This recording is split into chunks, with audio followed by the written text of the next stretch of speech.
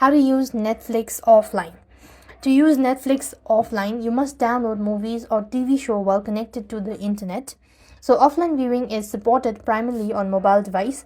Notably, Netflix has removed download support for Windows app, making laptops and desktop generally ineligible for offline use. You could download and watch titles offline using the latest version of the Netflix app. So what you want to do is install Netflix and log into your account.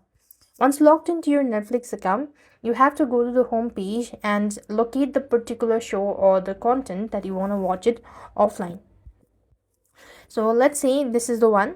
Now here what I'm gonna do is simply press onto the download button at the right corner of the screen. There you have with the download arrow icon.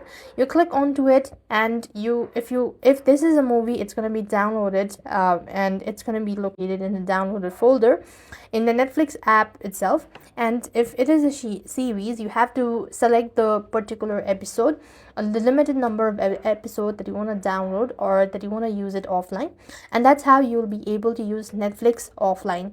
So with that being said, we've come to an end. Thank you for watching. See you in the next video.